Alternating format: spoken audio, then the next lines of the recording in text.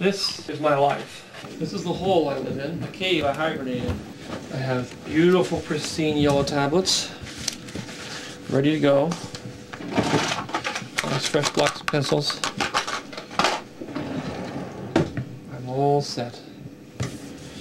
All I need is an idea. In late 1994, filmmaker George Lucas started writing the first drafts of his new film, Star Wars Episode I: The Phantom Menace. The Phantom Menace was set to be the first of a trilogy of prequels to Lucas's original Star Wars trilogy, focusing on the rise of the character Anakin Skywalker and his eventual downfall into Darth Vader. In mid-1995, Lucas would finish his draft of The Phantom Menace, and would hire Rick McCullen to produce the film. Officially, The Phantom Menace was now in production. Throughout 1996, costume designers, makeup artists, stunt coordinators, prop makers, storyboarders, set designers, model makers, and special effects artists would work heavily with Lucas trying to create the world in which he envisioned. In the summer of 1997, The Phantom Menace would officially begin production, filming the exterior scenes of Tatooine in Tunisia first. They had just started filming in the summer of 1997 because that's when the film was finalized in its casting stage. Liam Neeson was cast as Qui-Gon Jinn, Ewan McGregor was cast as Obi-Wan Kenobi, Natalie Portman was cast as Padmé Amidala, Jake Lloyd was cast as Anakin Skywalker, and Ian McDiarmid would return to play Emperor Palpatine. Aside from the returning and the already stated new characters, two of the most memorable characters would mark their appearance in The Phantom Menace, that being Jar Jar Binks and Mace Windu. The character of Jar Jar Binks has been labeled by many as one of the worst characters in cinematic history, as his childish humor and juvenile persona didn't mix well with audiences, and in recent years has even been called an offensive stereotype. But I just thought that's like in any other film, people would say, that's like a really awful portrayal of like a stereotypical black man at the turn of the century. It reminds me of like one of those, if you're watching like Channel 4 in the day and there's like an old black and white film on and someone's in like blackface, you know, and they just bought this film for £8 to show and nobody's checked it, and it's like the most racist film of the 20th century.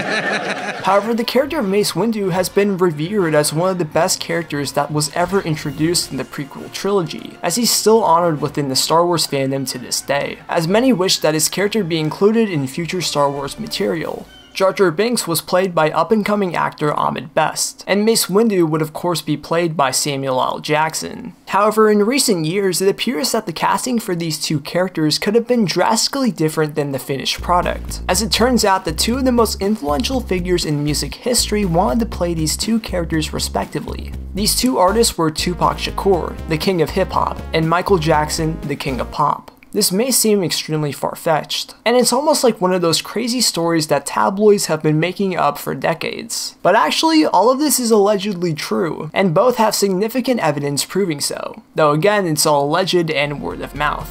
To the best of my research, this is a brief history on Tupac and Michael Jackson in Star Wars Episode I: The Phantom Menace.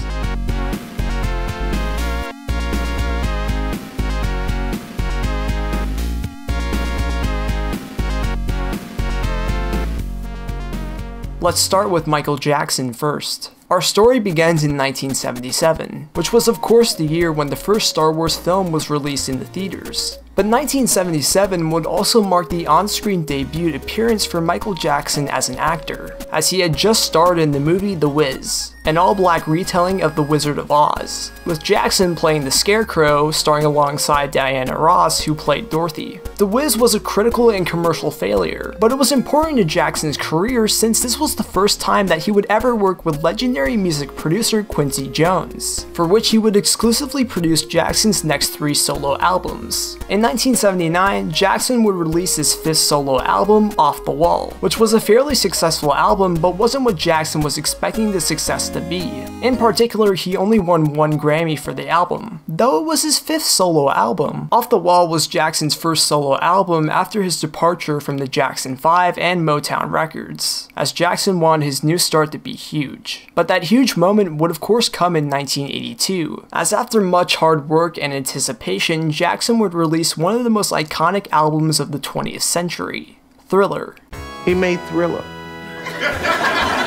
Thriller. But actually, during the making of Thriller, Michael Jackson would also work on another project, that being E.T. the Extraterrestrial, the audiobook. Like its title suggests, this is an audiobook retelling of Steven Spielberg's 1982 movie E.T. the Extraterrestrial, with the narration being voiced over by Michael Jackson himself. Again, this is one of those weird things that's hard to believe ever happened, but yeah, it's real. Now, I know what we're all thinking here, but really, that's all it is. Jackson did this in part because he was a fan of Spielberg's films, as he had just directed Jaws, Close Encounters of the Third Kind, and Raiders of the Lost Ark. And Jackson especially loved E.T., relating with the titular character. Spielberg was also part of a filmmaking group, most known today as the Hollywood movie Brats. The movie Brats were a set of directors who, over the course of a decade, would make the most impactful films of their generation, all of whom were nominated for Best Director through their radically different yet genius approach to making movies. In the 70s and 80s, these fairly new directors took over the Hollywood establishment, whether industry veterans liked it or not.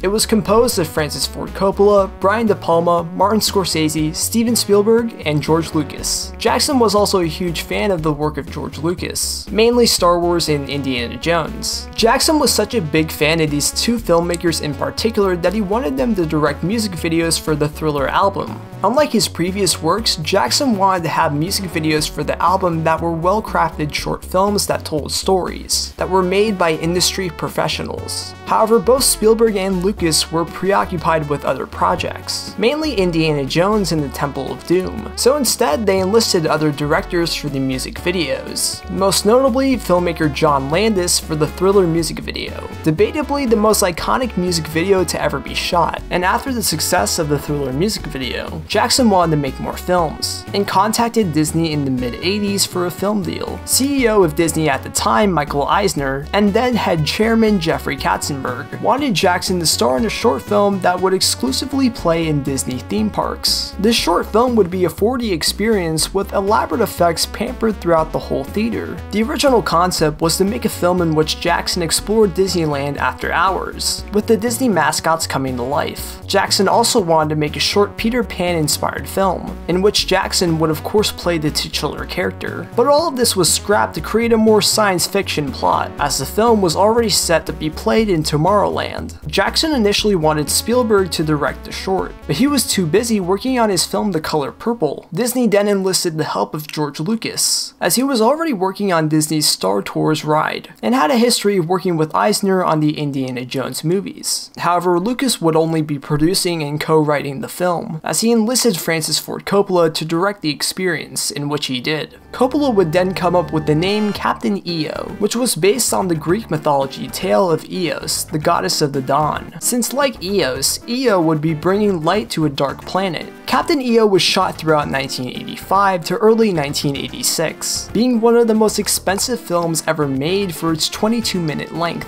Captain EO would be released in Disney parks all across the world in fall of 1986. Captain EO is one of those weird manic things that could have only happened in the 1980s, but it has its certain cult appeal and is remembered somewhat fondly today. The attraction would be closed down in the late 90s, but would be brought back for a short time in the early 2010s after Jackson's passing. It's just a shame that you can't really watch this film in good quality anymore, as all of what exists today is poor bootlegs. If you want to learn more about the history of Captain EO, I would suggest this video by Defunctland. It's a pretty good video, and he has other great documentaries similar to it. Regardless, Captain EO was the first and probably only time that Michael Jackson ever worked with George Lucas. During the 1988 filming of Indiana Jones and the Last Crusade, Michael Jackson would make some appearances on the set, in which we have these photos. To my knowledge, these are the last photographs that were ever taken of George Lucas and Michael Jackson together, although that could of course be wrong, but reportedly Jackson and Lucas would still be friends. Anyways, we cut to 1997. So as I said earlier, Ahmed Best was the actor who played Jar Jar Binks in The Phantom Menace, but originally he wasn't the only actor interested in playing Jar Jar. In April of 2014, Ahmed Best would have a Reddit AMA in which fans could, well, ask him anything. One Redditor asked Best if there was any competition for the role, for which Best responded, "I auditioned. Michael Jackson really wanted to do it, but George picked me. Marinate on that one, I still am. Just as Best predicted, many didn't believe that Michael Jackson wanted to play Jar Jar, and many in the comments either questioned the validity of these claims or were just making memes in the comments. It wasn't until a year later when Best would clarify his statement. In July of 2015, Best was interviewed by Vice to reflect upon playing Jar Jar in The Phantom Menace. Interviewer Gavin Godfrey asked Best about this Reddit AMA Michael Jackson comment, saying, "In a Reddit interview, you mentioned that Michael Jackson originally wanted to play the role of Jar Jar Binks. Was that a joke?" Best responded, "That's what George told me. Me, Natalie Portman, and George's kids, we were at Wembley Arena at Michael Jackson's concert. We were taken backstage and we met Michael. There was Michael and Lisa Marie. George introduced me as Jar Jar, and I was like, that's kinda weird. Michael was like, oh okay. I thought, what is going on? After Michael had driven off, we all go back to a big after party. I'm having a drink with George and I said, why did you introduce me as Jar Jar? He said, well, Michael wanted to do the part, but he wanted to do it in prosthetics and makeup like Thriller. George wanted to do it in CGI. My guess is ultimately Michael Jackson would have been bigger than the movie, and I don't think he wanted that. When this came out, it was a surprising revelation, and many other news websites, publications, and tabloids covered it. But even after this interview, many were still in disbelief to Best's claims. But I think I have some solid evidence that this did indeed occur. So I did some CSI levels of investigation and here's what I found. First, Ahmed Best says that he attended a Michael Jackson concert in Wembley Arena, and we can assume that this was in the late 90s. So I searched up Michael Jackson's tour dates, and by the late 90s, Jackson was having his History World Tour, which went on from September of 1996 to October of 1997. During his History World Tour, Michael Jackson would indeed perform at London's Wembley Arena, performing for 3 days through July 12th to July 17th of 1997. I was able to find an amateur recording of Jackson's performance at Wembley Arena, more specifically his July 12th, 1997 show. And for all we know, this could actually be the same show that Lucas, Portman, and Best attended. As I said before in the opening, Phantom Menace started filming in the summer of 1997, so maybe this concert was a gift from George before they started filming in Tunisia. Also, many of the interior scenes for Phantom Menace were shot on London sound stages, as was the case for the previous Star Wars films. So maybe that's the reason why Lucas, Portman, and Best attended the one in Wembley Arena. But there's one flaw in Best's story, and that's the inclusion of Lisa Marie Presley, who had separated from Jackson in 1995. And at the time, Jackson was dating his eventual second wife, Debbie Rowe. However, according to a YouTube comment made in the previously mentioned amateur recording of the July 12th show, apparently Lisa Marie Presley actually attended the July 15th show. And if that's true, then that means that Ahmed Best met Jackson after the July 15th show. Anyways, given the evidence I just listed, I think Best is telling the truth, or at least he did an amazing job of lying about it. But all things considered, I think everything checks out. Move along. Move along. According to Best, the reason why Jackson initially turned down the role for Jar Jar was because Jar Jar wasn't going to be created with makeup and prosthetics. Rather, it would be a fully CGI character, which at the time was groundbreaking. Interestingly enough, Jackson wanted legendary makeup artist Rick Baker to do the makeup if he were to play Jar Jar Binks, as Baker already had a history of working with Jackson, doing the famous zombie and werewolf makeup for the Thriller music video, as well as working on Captain EO. In 1982, Baker would become an Academy Award-winning makeup artist, winning for his amazing effects in the John Landis film American Werewolf in London, for which the Thriller music video pays obvious tribute to, since this video was also directed by Landis and Jackson was a fan of the film. In late 2019, Baker was interviewed on the Joe Rogan Experience podcast, in which he talks about doing Michael Jackson's makeup for the Thriller music video, and it's definitely worth a watch as it's pretty interesting. Baker got his big break in the film industry when he did some of the alien effects on the first Star Wars film, doing post-production shots for the cantina scene that makeup artist Stuart Freeborn was unable to complete due to time, budget, and even health constraints. So it's like everything is kind of connected, which is cool when you start to think about it. As for the reasoning for why Jackson probably wouldn't have even gotten the role for Jar Jar Binks in the first place, I'll be giving my reasoning for that at the end of the video. Now let's talk about Tupac. In February of 1995, Tupac Shakur was sentenced to the Clinton Correctional Facility prison for 2 to 4 years for a sexual assault trial in which Shakur was found guilty. On October 12, 1995, Shakur was released from prison after Death Row Records CEO Suge Knight placed a $1.4 million bond for his release. Shakur would in turn work for Death Row Records for the next year, in which he would become a bona fide hip-hop legend and one of the most defining musicians of his era. Aside from rapping, Tupac also had many other artistic abilities, most notably his gift for acting, as Shakur initially wanted to be an actor before becoming a rapper. Shakur was cast in many movies in his lifetime, the most notable ones being the role in the films Juice, starring alongside Omar Epps, Poetic Justice, where he co-stars with Janet Jackson, and Gridlocked, where he stars alongside Tim Roth. Anyways, that's pretty much Tupac's notable background in acting. Now let's get on to the Phantom Menace. In January of 2014, a YouTube channel by the name of the Tupac Forum channel posted an interview with Death Row Records chief engineer Rick Clifford. In part 3 of the interview, Clifford reveals that Tupac auditioned for the role of Mace Windu in mid to late 1996. Do you have a funny or interesting story about you and Tupac? It's sad because Pac found out that I worked for Brian Austin Green, who was on 90210. Then he found out I was in, I was in some movies, and so we always talked about his film career and stuff. He was telling me that he was supposed to read for George Lucas and them. They wanted him to be a Jedi. Wow, really? Yeah, I'm serious. Tupac, Samuel L. got Tupac's part.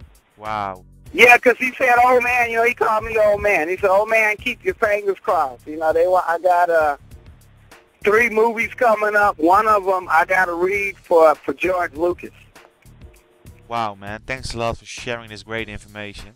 Just like with Ahmed Best's claims of Michael Jackson playing Jar Jar Binks, people were very surprised and multiple outlets like Rolling Stones wrote stories about it. However, unlike the claims of Michael Jackson playing Jar Jar Binks, I was unable to find any evidence other than this interview with Clifford. I do believe him to a certain extent, but again, it's all word of mouth. Though with Ahmed's claims, I think those are more legit since the tour dates line up. Maybe if Clifford was more clear with the dates, then maybe it would be easier to believe. Mid to late 1996 was when the casting process for Phantom Menace started, so that kind of lines up. Also around the summer of 1996, Tupac would release his now infamous diss track on rival rapper Biggie Smalls, Hit 'Em Up. In the chorus, he says the famous lines, "Who shot me but your pumps didn't finish, now you're about to feel the wrath of a menace, nigga, I hit 'em up." Some have stated that the use of the term menace is referring to how Tupac thought he'd get the role in the Phantom Menace, and how audiences would feel the wrath of his performance, so to say. Or of course, this could be referring to the more logical use of the term menace, i.e. to be a person of danger or threat. Again, this is another huge stretch, as the original title for the Phantom Menace was codenamed The Beginning, although it's unknown when the title was officially changed to the Phantom Menace. The only thing that can possibly confirm Tupac's audition in the Phantom Menace is that if a casting director speaks out about it, mainly Robin Gerland, who was the main casting director for the Phantom Menace. But as for now, nobody has officially come forward confirming these claims. However, all this talk about Tupac auditioning for Mace Windu in the Phantom Menace is overall irrelevant, since the Phantom Menace was finalized in its casting stage in the summer of 1997, and by then Tupac had been dead for almost a year, as on September 7th, 1996, after attending a Mike Tyson fight in Las Vegas, Suge Knight and Tupac were shot by Southside Crip gang members, for which Knight survived and Tupac was fatally injured, ultimately leading to his death on September 13th, 1996, leaving behind one of the most iconic legacies for not only hip-hop but for music as a whole. The role of Mace Windu was ultimately given to actor Samuel L. Jackson, for which he would play the character for all 3 of the prequel films. Interestingly enough, Samuel L. Jackson Jackson had actually co-starred with Tupac on the film Juice, in which both were fairly obscure talents at the time. And even in the film Menace to Society, a film that Tupac was previously fired from, Jackson also plays a small role in the beginning of the film. Again, it's like everything is connected, and that's pretty cool from a researcher's point of view. Anyways, on to the ultimate release of The Phantom Menace. On May 19th of 1999, Star Wars Episode 1 The Phantom Menace was released in the theaters. The Phantom Menace was perhaps the most anticipated film in cinematic history, as the last Star Wars film was released almost 2 decades prior, with audiences being ecstatic for another one, let alone a whole new trilogy to focus on the backstory of the original films, made by the same creator. A lot of people who were hyped for this film grew up with the original movies and saw them as kids in the 70s and 80s, and now they were in their mid-20s. The film was both financially and critically successful, with a box office take of over $1 billion worldwide, and famous film critic Roger Ebert giving the film 3.5 out of 4 stars. But when audiences saw the film in the summer of 1999, they felt extremely underwhelmed and very disappointed. Ironically, the most hyped up movie in film history also became the most disappointing one. I couldn't begin to sum up the disappointment that the Star Wars prequels left on a generation of fans in a little paragraph or two in this video, as I don't think I could ever do it justice. So instead, I implore you to check out these videos that are on the screen right now, all of which I'll have in the description or a pinned comment. If you saw the film when it was first released in the theaters back in 1999, then you already know how it went. But these videos are more like summaries for people my age who weren't even born when these films were getting made. But in summary, many thought that the Star Wars prequels, in particular The Phantom Menace, had a boring plot that read like a high school history book rather than the science fiction fantasy. I mean, come on. Taxation? Trade Federation? Those aren't the kind of words you want to hear. An over-reliance on new special effects and action set pieces, and characters that were monotone, unrelatable, and boring. Describe the following Star Wars character without saying what they looked like, what kind of costume they wore, or what their profession or role in the movie was.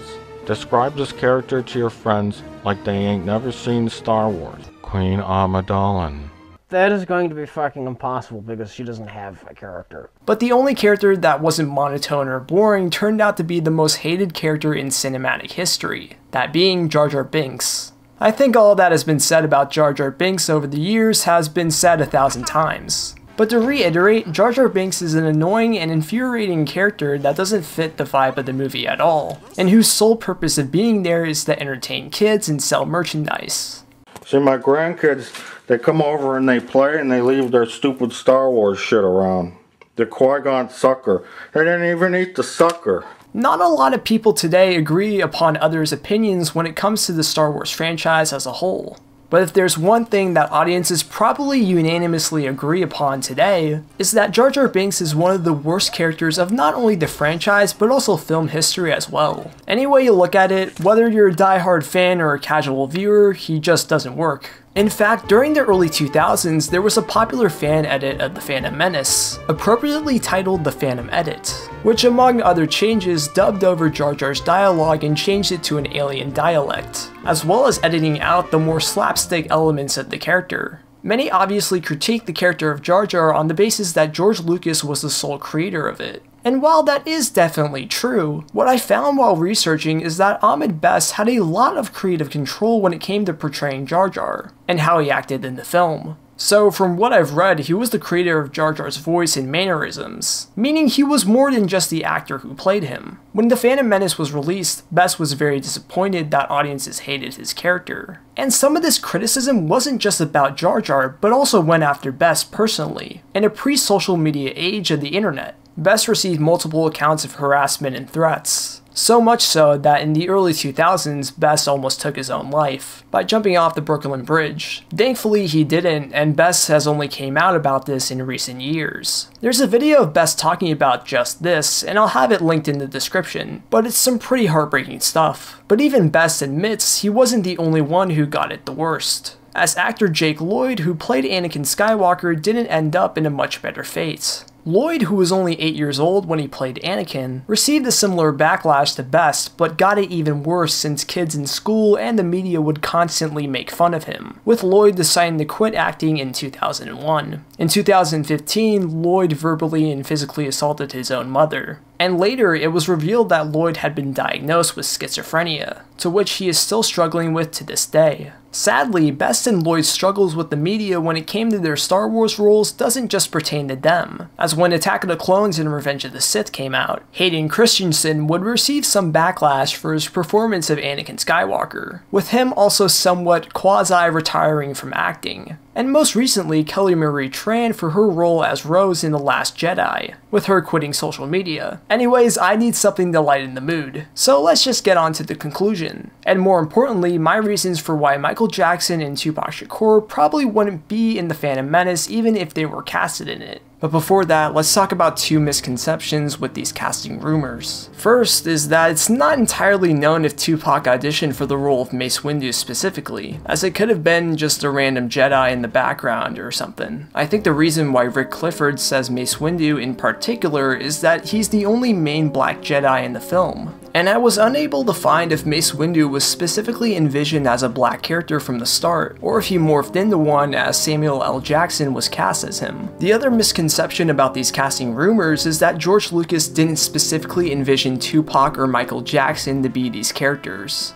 In the research for this video, I came across many articles and videos that specifically state that George Lucas wanted Tupac and Michael Jackson to star in The Phantom Menace, which simply isn't true, as it's more of the other way around, and George Lucas has never publicly commented on these claims. Anyways, let's go to the main conclusion of this video. I think the main reason why Michael Jackson and Tupac Shakur weren't casted in The Phantom Menace is because, well, they're Michael Jackson and Tupac Shakur. Any way you look at it, these artists are far bigger than the movie itself. And for audience members, that can be super distracting. When famous artists star in movies, you usually don't remember the character's name, and you might refer to them as the actual artist's name. But to be fair, that happens to a lot of characters whose actors are far bigger than the role. You have to remember that the original Star Wars was made up of an unknown cast, as the only veteran actors in the original Star Wars were Alec Guinness as Obi-Wan and Peter Cushing as Grand Moff Tarkin. The prequel and even sequel trilogies followed with the format of casting fairly unknown actors as the main leads, with some exceptions of course. In all honesty, Michael Jackson and Tupac were way too big for a Star Wars movie, if that makes any sense. They were both superstars at the time, so for audience members, having these two larger-than-life figures in a Star Wars movie would be distracting, even if they were going to play minor roles. Another reason could be both of the artists' scandals at the time. I already somewhat brought up Tupac's 1994 sexual assault trial, but Jackson was also facing his own accusations of child molestation and sexual abuse charges during the early to mid-90s, which only continued to further grow in the 2000s and even the 2010s after Jackson's passing. Anyways, that's my brief history on Michael Jackson and Tupac Shakur in Star Wars Episode 1: The Phantom Menace. If more information comes out about this, like if a casting director or agent speaks out, or if Lucasfilm themselves confirms it, I might make a follow-up. But for now, that is all we know about the story. Also, if I got any information wrong in this video, then please correct me in the comments below and I'll probably pin it. Anyways, thanks for watching and have a good day.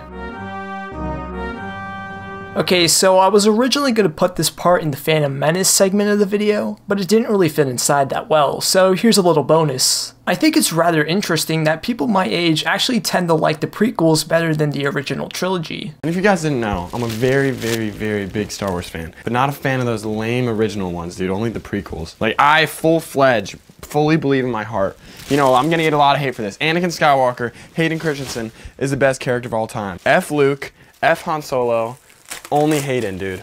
I hate the original Star Wars movies, dude. Prequels for life. I've literally had friends that say that Revenge of the Sith is the best Star Wars movie. This is of course in contrast to how people of our parents' age reacted to these movies when they first came out. In 2009, during his Star Wars reviews, James Rolfe of Cinemassacre once said, "Children growing up today now have 6 Star Wars films to watch, which makes me wonder what the younger generations are going to think. Episode 1 will no longer have the hype it once had, which means new audiences will have a fresh new look and may even like it. It's crazy to me how that line was so accurately pertained to people who were around my age. And as a kid, I gotta admit, I actually really liked The Phantom Menace. But of course now after the Plinkett reviews, it kind of ruined my opinions on the film. However, unlike the Plinkett reviews, I'm able to compliment these films on what they got right, which to me would be the more technical things like the sets, action, choreography, world design, and special effects, which I think are all excellent even to this day. But I understand how people older than me were so disappointed that they couldn't look past the overall flaws of these movies, which is sort of how people my age looked at the new sequel trilogy, in particular The Last Jedi and The Rise of Skywalker. I remember going to see The Rise of Skywalker with a group of my friends when it first came out, and half of us disliked The Last Jedi and some of us liked it. Wait, so what movie just came out? The new one, the last one. Is this the one with Childish Gambino? Childish Gambino? No. Chief Keef's in this one. I swear to God, they got Chief Keef. Is that a cameo or he had like... No, he had a big part. Chief Keef was like the main villain. Are you dead ass? I'm not joking. Go see it. That's why I'm so hyped, dude. The credit song is Love Sosa. Shut the fuck up. Dude, go see the movie. I promise you.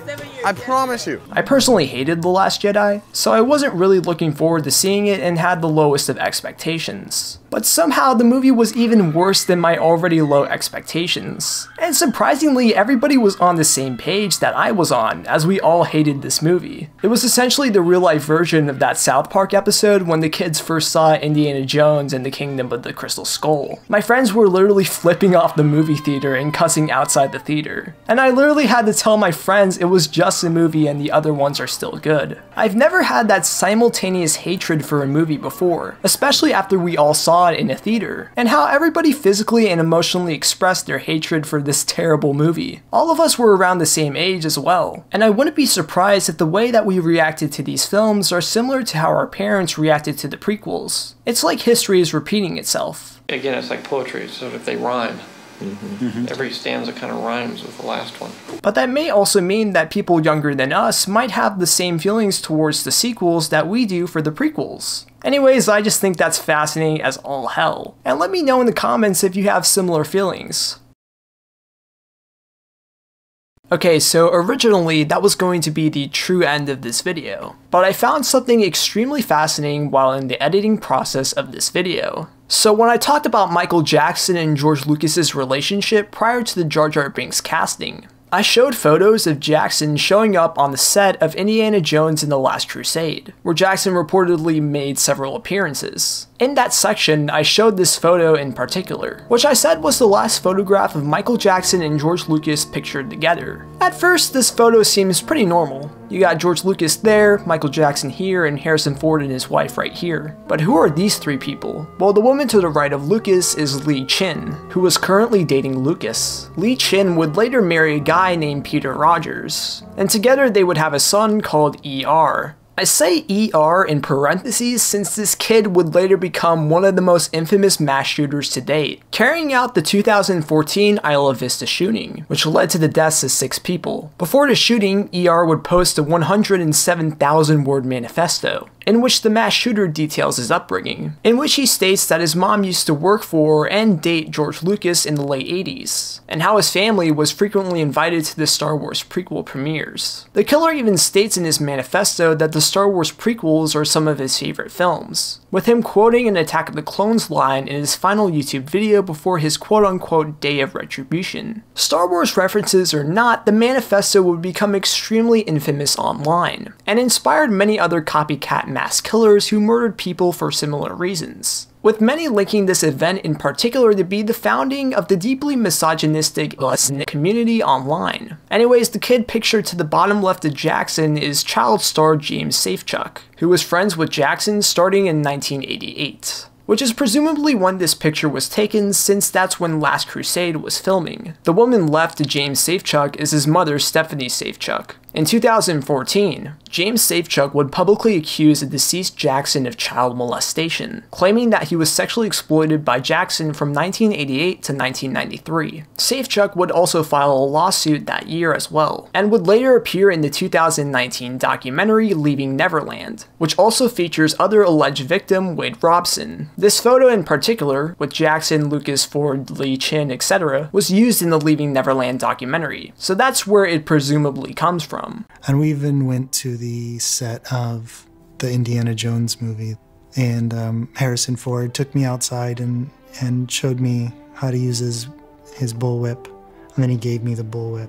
I swear, man, I don't even plan this. I just happen to find the weirdest shit when doing these documentaries. I guess that old, boring-ass Disneyland ride is right. We truly do live in a small world after all. Anyways, that's the real end of the documentary. No bullshit this time. I hope you enjoyed and stay tuned for more. Anyways, I hope you have a good day.